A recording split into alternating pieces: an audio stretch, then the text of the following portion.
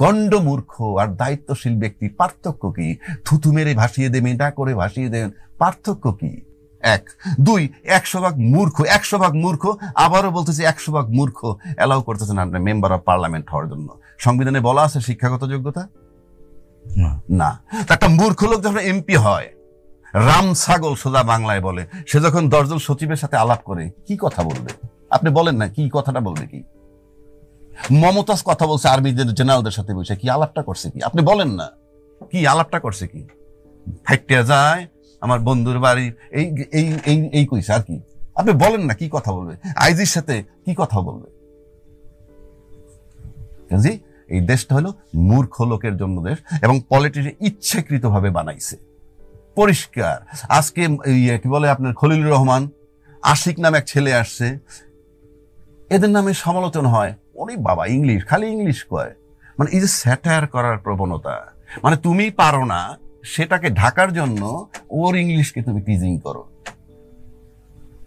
But Ziaur Rahman সাহেবের মতো কিছু বৈশিষ্ট্য তারেক জিয়ার ভিতরে আছে, তাই তারেক জিয়া বুঝছে যে আমার এই দেশে একটা নিরাপত্তা পরিষদ থাকা দরকার, বা নিরাপত্তা প্রতিষ্ঠান দরকার, এবং সেগুলা খলিল সাহেব মতো ট্যালেন্টেড লোক দরকার।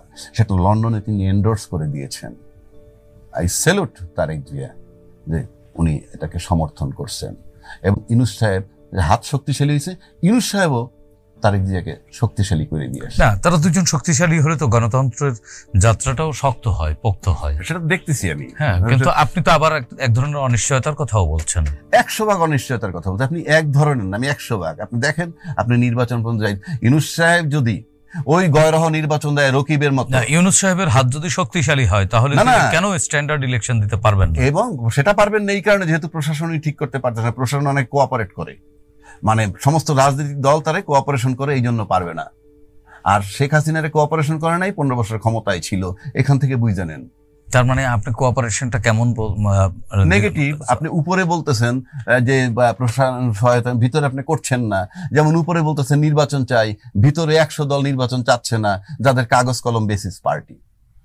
কারণ তারা ওইখানে বসে এই যে ডাকতেছে, প্রতিদিন যাচ্ছে আর সবাই বলতেছে, হ্যাঁ আমি খুব ব্যস্ত, আমি সংস্কার নিয়ে আলাপ হয়েছি। আমি তো দেখি বহুজনের অনেক লোক আছে টক শো করতেছেন, তারাও কিন্তু সংস্কার কমিটিতে গিয়ে কিছু দায়িত্ব পালন করে চলে আসছেন। আইসা একটা লোকের ইয়েতে গিয়ে সংস্কার কাজ করে আইসা আবার সেই লোকটার বিরুদ্ধে কথা, আমি জান কেন? তার সংস্কার ভালো না, তার কিছুই ভালো না। আপনি নিজে সংস্কার কমিটির মধ্যে থাইকে আইসা, ও কাজ শেষ করে আইসা এখন আপনি তার তীব্র সমালোচনা করতেছেন।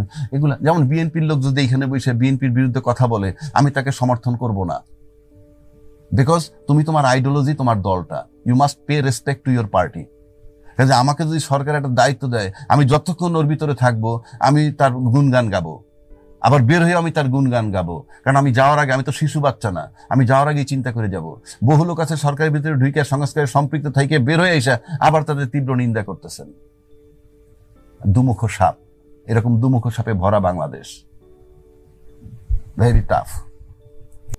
দেশে যদি আইনের শাসন থাকে, বিচারক যদি সঠিকভাবে ন্যায় বিচার করেন, আইনের চোখ যদি অন্ধ থাকে, বেছে বেছে না ধরে। যেমন আইনের চোখ অন্ধ মানে কি? আইনের চোখ কিরকম? যেমন আমাদের যে আইনটা ছিল গত 16 বছর যাবত, যে আইন, সেই আইনের চোখ ছিল, অন্ধ ছিল না, অন্ধ ছিল না, চোখ ছিল। এবং বেছে বেছে খালেদা জিয়া 3 কোটি টাকা এক ব্যাংকে তার এক ব্যাংকে রাখছে, এটাকে ধরছে, মানে এক চোখানিতে। না, চোখে দেখছে তারে, এস আলমকে দেখে নাই। এসালমকে দেখেছে তো? না, দেখে না। উচ্চ আদালত অর্ডার দিয়েছেন যে ওনার বিরুদ্ধে কোনো তদন্ত চলবে না। ওই চোখে দেখে নাই, মানে আইনে চোখে দেখেন, উচ্চ আদালতও দেখে নাই। পিছনে চালক ছিল কে? সরকার, নির্বাহী প্রধান। সুতরাং আইন থাকতে হয় অন্ধ। আইন যদি থাকে অন্ধ, যে সে বেছে বেছে ধরবে না, ট্রিগার চাপলে যেমন গুলি যাবে, সামনে আপনি পড়ছেন না, সৈয়দ বংশের কেউ পড়ছে, ওটা তো দেখবে না গুলি। তো ট্রিগার চাপলে তো এটা না দেখে। দেশে যদি আইনের শাসন থাকে, আইন যদি অন্ধ থাকে, সঠিক প্রয়োগ হয়। আমি একজন লয়ার, আমি আইন জেনে গেলাম, আরেকজন, যদি সে আইন সঠিক থাকে, আইনের শাসন সঠিক থাকে, আর আমার আইনের ব্যাখ্যা সঠিক থাকে, আমার উল্টা দিকে যত বড় জাতের লয়ার হোক, কিচ্ছু আসে যায় না। আপনার আইনের রাস্তায় আইনের রাস্তায়। কাজেই লেভেল প্লেইং ফিল্ড যদি ঠিক থাকে, সবাই যদি সঠিকভাবে নির্বাচন হয় এবং গণতন্ত্রের প্রতি যদি প্রতিশ্রুতিবদ্ধ হয় এবং ওই যে 40 বছর বয়সের মতো সেন্টারে মারামারি হবে না, কিচ্ছু মানে এনশিওর করে, তাহলে ভোট বিফলে যেতে পারে। পরীক্ষিত দলকে বহু লোকই বাদ দিতে পারে, কারণ পরীক্ষিত তো তারা, উই নো, তাদের সম্পর্কে আমাদের ধারণা আছে। ধারণা নাই যাদের সম্পর্কে আমি দিতে পারি ভোট, আমার ভোট নষ্ট হতেও পারে। কাজেই যে আপনার যদি সব ঠিক থাকে, তাহলে হেভি ওয়েট আর কম ওয়েট কোনো পার্থক্য আসে না। সুশাসন যদি থাকে, রাজ্জাকি একটা ছোট্ট লয়ার আর বাংলাদেশের জাজের লয়ার 10 জন একদিকে, আইন যদি সঠিক প্রয়োগ হয়, I may win the game. কাজেই হেভি ওয়েটে কিচ্ছু আসে যায় না। হেভি ওয়েটের প্রশ্ন আপনারা তখনই আনতেছেন, উনি হেভি ওয়েট, এই পুস্কি পোলা দাঁড়াইছে কি এর, ভোট দিয়ে দেহেরে। ওই যদি হয় 18 থেকে 22, 25 সিল সাপ্পর মাইরে নিয়ে যাবেন। আর নাহলে যদি আপনি ভোটের রাজনীতিতে বিশ্বাস করেন, তাহলে আপনি, আমি শুরু বা গণতন্ত্রে বিশ্বাস করেন, সকাল বিকাল যে আমি দেখবো ওয়েলকাম জানাবেন, আমরা খুশি হয়েছি নতুন দল এসেছে, কই একবারও তো বলেন না, খালি কি পুস্কা। কেউ কেউ বলতেছে ইউনূস সাহেবকে ওই যে নুরুল হুদার জুতা মারার জন্য দায়িত্বশীল ব্যক্তি, লয়ার, তারা তাকে ন্যাংটা করে পাঠিয়ে দেবে, এই ভাষাও প্রয়োগ করে। তফাৎ কি? এটা তো এই ধরনের মন্তব্য তো না, যে ছেলেটা নুরুল হুদার গালের জুতা মারছে আর দায়িত্বশীল ব্যক্তি ইউনূস সাহেবের ল্যাংটা করে পাঠিয়ে দেবে, পার্থক্যটা কি? গণ্ড মূর্খ আর দায়িত্বশীল ব্যক্তি পার্থক্য কি?